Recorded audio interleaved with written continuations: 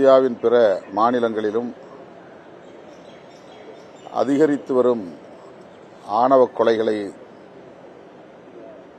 தடுக்க வேண்டும், அதற்கு தனி சட்டம் இயற்ற வேண்டும் என்று தொடர்ந்து வலியுறுத்தி வருகிறோம். நாடாளுமன்றத்திலும் இது குறித்து ஏற்கனவே வலியுறுத்தி பேசியிருக்கிறோம். உள்துறை அமைச்சருக்கும் அடுத்தடுத்து கடிதங்களும் எழுதியிருக்கிறோம்.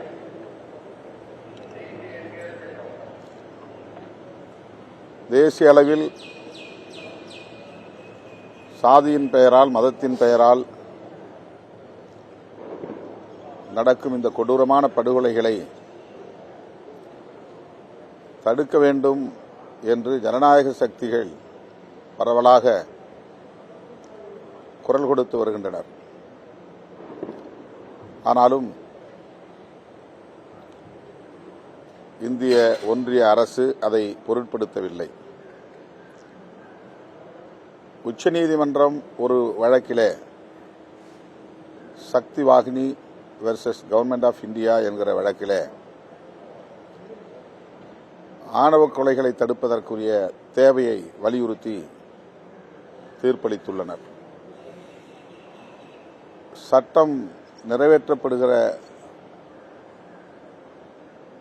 வரையில் அதற்கு உரிய தடுப்பு நடவடிக்கைகளை மேற்கொள்ள வேண்டும் என்பதை காவல்துறையினருக்கு வழிகாட்டுதல்களாக சில நெறிமுறைகளை வரையறுத்து உச்சநீதிமன்றம் தீர்ப்பளித்துள்ளது 2018. அந்த உச்சநீதிமன்ற தீர்ப்பையும் மாநில அரசின் கட்டுப்பாட்டில் உள்ள காவல்துறையினர் நடைமுறைப்படுத்துவதில்லை என்பது வேதனை அளிக்கிறது. இந்த சூழலில் இந்த சட்டம் இயற்றுவதற்கு மாநில அரசுகளுக்கும் பொறுப்பு இருக்கிறது, அதிகாரம் இருக்கிறது. எனவே தமிழ்நாடு அரசு ஆணவ கொலைகள் தடுப்புச் சட்டம் இயற்ற வேண்டும் என்று வலியுறுத்தி வருகிற ஆகஸ்ட் 9ஆம் தேதி மற்றும் ஆகஸ்ட் 11ஆம் தேதி ஆகிய இரு நாட்களில் தமிழ்நாடு தழுவிய அளவில் ஆர்ப்பாட்டங்களை நடத்த இருக்கிறோம். தமிழ்நாடு முதல்வர் இது குறித்து ஏற்கனவே தேர்தல் வாக்குறுதியில் சட்டம் இயற்றுவதற்குரிய முயற்சிகள் மேற்கொள்ளப்படும் என்று குறிப்பிட்டிருக்கிறார். ஆகவே தமிழ்நாடு அரசு பிற மாநில அரசுகளுக்கு முன்மாதிரியாக இருந்து வழிகாட்டக்கூடிய வகையில் ஆணவ கொலைகள் தடுப்புச் சட்டத்தை இயற்ற வேண்டும் என்று வேண்டுகோள் விடுக்கிறோம். சென்னையில் 9ஆம் தேதி நடைபெற இருக்கிற ஆர்ப்பாட்டத்தில் நான் பங்கேற்கிறேன்.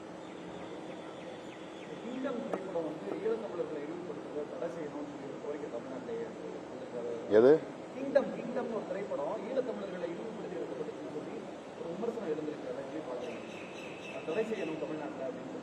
அந்த படத்தை பார்க்கல, என்ன அந்த படத்தில் என்ன கண்டென்ட் இருக்கு, என்ன சப்ஜெக்ட்னு தெரியல. படத்தை பார்த்துட்டு சொல்றோம். நாடாளுமன்றத்தில் எதிர்கட்சிகள் தொடர்ந்து அமளியில் ஈடுபட்டு இருந்தா விவாதமே இல்லாமல் எல்லா மசோதாக்களையும் நிறைவேற்றும் ஸ்பெஷல் இன்டென்சிவ் ரிவிஷன் என்கிற பெயரில் தேர்தல் ஆணையம் சிறப்பு தீவிர வாக்காளர் பட்டியல் திருத்த நடவடிக்கையில் ஈடுபட்டு வருகிறது பீகாரிலே. அதில் ஏராளமான தில்லுமுள்ளு நடைபெறுவதாக தெரிகிறது. குறிப்பாக பாஜகவுக்கு எதிராக வாக்களிக்கக்கூடியவர்களை எல்லாம் வாக்காளர் பட்டியலில் இருந்து நீக்குவது, வெளிமாநிலங்களில் இருந்தும் பீகார் மாநிலத்தில் வாக்காளர்களாக பலரை சேர்த்து அவர்களை வாக்களிக்க செய்வது, ஏற்கனவே இப்படி கடந்த நாடாளுமன்ற தேர்தலிலும் இவர்கள் செய்திருக்கிறார்கள். அதற்கு தேர்தல் ஆணையம் துணை போகிறது என்கிற குற்றச்சாட்டுகளை காங்கிரஸ் உள்ளிட்ட அனைத்து எதிர்க்கட்சிகளும், குறிப்பாக இந்தியா கூட்டணியில் இடம்பெற்றுள்ள கட்சிகள் யாவும் வலியுறுத்தி வருகிறோம். இதனை நாடாளுமன்றத்தில் விரிவாக விவாதிக்க வேண்டும் என்பதுதான் கோரிக்கை. ஜூலை 21ஆம் தேதி தொடங்கிய நாடாளுமன்ற கூட்டத்தொடர், மழைக்கால கூட்டத்தொடரில் தொடக்கத்திலிருந்தே இதை விவாதிக்க வேண்டும் என்று கோரிக்கை விடுத்தும் ஆளும் கட்சி அதை ஏற்க மறுக்கிறது. அந்த கோரிக்கையை வலியுறுத்தி தொடர் போராட்டங்களில் ஈடுபட்டு வருகிறோம். அவர்கள் அதை ஏன் விவாதிக்க தயங்குகிறார்கள்? தமிழ்நாட்டிலும் அப்படி செய்வதற்கு சில முயற்சிகள் மேற்கொள்ளப்படுகின்றன என்கிற தகவல்கள் வெளியாகின்றன. இந்தியா முழுவதும் இதை அவர்கள் நடைமுறைப்படுத்த வாய்ப்பு இருக்கிறது. தேர்தல் ஆணையம் இப்படி ஒரு சார்பாக செயல்படுவது ஜனநாயக விரோதம். தேர்தல் ஆணையத்தின் மீதான நம்பகத்தன்மை இதனால் சிதறுகிறது. எனவே ஜனநாயகத்தை நம்பக்கூடியவர்களாக இருந்தால் ஆளும் கட்சியினர் தில்லுமுள்ளு ஏதும் இதில் நடக்கவில்லை என்று உறுதியாக அவர்கள் நம்பினால் விவாதத்திற்கு எடுத்துக் கொள்ள வேண்டும். அதுதான் எதிர்க்கட்சிகளின் கோரிக்கை. கடந்த நாடாளுமன்ற தேர்தலில் சில தொகுதிகள் மோசடி நடைபெற்றிருக்கு. அது ஆதாரத்துடன் நிரூபிக்கும். அப்பயே எலெக்ஷன் கமிஷன் அவங்களுக்கு பாஜக ஆதரவாக. அதான் இப்ப நான் சொன்னேன். நடந்து முடிந்த நாடாளுமன்ற பொதுத் தேர்தலிலேயே தேர்தல் ஆணையம் பாஜகவுக்கு ஆதரவாக செயல்பட்டிருக்கிறது என்ற சந்தேகம் வலுத்திருக்கிறது. அவர்கள் சுதந்திரமாக இயங்கவில்லை. பாஜகவின் முழுமையான கட்டுப்பாட்டில் தேர்தல் ஆணையம் சிக்கியுள்ளது. எந்த தில்லுமுள்ளுவையும் இன்றைக்கு அவர்கள் செய்ய தயாராக இருக்கிறார்கள். பீகாரில் இதை ஒரு பரீட்சார்த்தமாக அவர்கள் வெளிப்படையாக செய்கிறார்கள். சிஏஏ சட்டத்தை நடைமுறைப்படுத்துகிற ஒரு நடவடிக்கையாகவும் இது இருக்கிறது. வாக்காளர்களாக இருப்பவர்கள் தாங்கள் இந்த நாட்டின் குடிமகன் என்பதை ஆதாரத்தோடு உறுதிப்படுத்திய பிறகுதான் வாக்காளர் பட்டியலில் இடம்பெற முடியும் என்கிற ஒரு நடவடிக்கையையும் இவர்கள் மேற்கொண்டிருக்கிறார்கள். இது மிகுந்த ஆபத்தானது.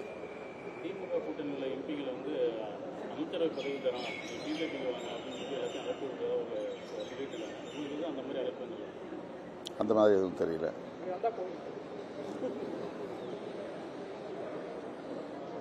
வேற ஏதாவது கேள்வி?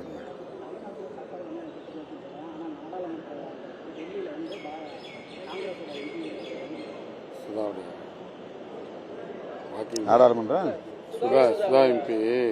ஆமா, அவங்க காங்கிரஸ் எம்பி சுதா அவர்களை நான் தொலைபேசியை தொடர்பு கொண்டு நடந்ததை கேட்டேன். அனைத்து நாடுகளின் தூதரகங்கள் இருக்கக்கூடிய பகுதியிலே இருசக்கர வண்டியில் கழுத்திலே கிடந்த சங்கிலியை பறித்துக் கொண்டு பதற்றமில்லாமல் ஒருவன் போய்க் கொண்டிருக்கிறான். அவனை பிடிக்க வேண்டும் என்று காவல் நிலையத்திலே போய் நாங்கள் புகார் சொன்னோம். அவர்களும் அதை ஒரு பொருட்டாகவே சீரியஸாகவே எடுத்துக்கொள்ளவில்லை என்கிற வேதனையை பகிர்ந்து கொண்டார். தலைநகரத்தில் புதுதில்லியில் அனைத்து நாடுகளின் தூதரகங்கள் இருக்கக்கூடிய கடுமையான பாதுகாப்பு பகுதியில் இதுபோன்ற ஒரு சம்பவம் நடந்திருப்பது அதிர்ச்சி அளிக்கிறது. இது நமது நாட்டின் மீதான நன்மதிப்பை உலக அரங்கில் வெளிநாடுகளில் இருந்து வரக்கூடியவர்களிடையே களங்கத்தை உருவாக்கக்கூடியதாக இருக்கிறது. அதுவும் அனைத்து நாடுகளின் தூதரகம் இயங்கக்கூடிய பகுதியிலே இப்படி நடைபெறுவது அதிர்ச்சி அளிக்கிறது. அரசு உரிய நடவடிக்கை எடுக்க வேண்டும் என்று நான் இந்த பாதுகாப்பை உறுதிப்படுத்த வேண்டும் என்று கேட்டுக்கொள்கிறேன். திமுக கூட்டணியில சலசலப்பு இருக்கு. அந்த கட்சியிலிருந்து சில கட்சிகள் இங்க கூட்டணிக்கு வருவாங்கன்னு பிஜேபி, ஏடிஎம்கே எல்லாம் பேசிட்டு இருக்காங்க. இப்ப தேசிய ஜனநாயக கூட்டணியிலிருந்து ஓபிஎஸ் வெளியேறி இருக்காரு.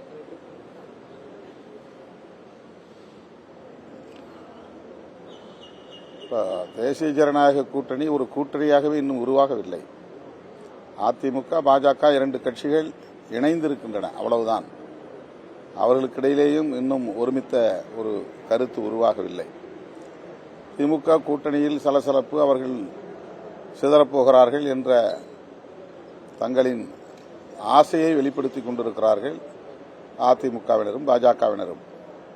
ஆனால் அவர்களின் அணியிலே இருந்தவர்கள், ஆதரவாக இருந்தவர்கள் தொடர்ந்து பயணிக்க வாய்ப்பு இருக்கிறது என்று நம்பிக்கொண்டிருந்த நிலையில் அவர்களே வெளியேறுகிறார்கள் என்றால் அந்த கூட்டணியின் உறுதிப்பாடு எப்படி இருக்கிறது என்பதை புரிந்து கொள்ளலாம். தமிழகத்தில் அனைத்து கட்சியும் வந்து கொள்கை இருக்கு, ஆனால் திமுக கட்சி வந்து கொள்கை இல்லை. அந்த இதில் வந்து கூட்டணியில் இருக்கிறவங்க கொள்கை இல்லாதவங்க அது தொடர்ந்து அது சொல்லிட்டு இருக்கிறாரு. மக்கள் தான் அதை தீர்மானிக்க வேண்டும். இந்த எஸ்ஐஆர் தொடர்பாக வடமாநிலத்தவர்கள் இங்கே தமிழகத்தில் லட்சக்கணக்கானோர் வந்து தொழிலாளர்களாக பணியாற்றிக் கொண்டிருக்கிற சூழலில் அவர்களை இங்கே வாக்காளர்களாக உடனடியாக சேர்ப்பதற்குரிய முயற்சிகள் நடக்கின்றன என்கிற தகவல்கள் வெளியாகின்றன. எனவே இது குறித்து தீவிரமாக விவாதிக்க வேண்டிய தேவை இருக்கிறது. முதல்வர் அவர்கள் அனைத்து கட்சி கூட்டத்தை கூட்டி இது தொடர்பாக விவாதிக்க வேண்டும் என்று வலியுறுத்துகிறேன்.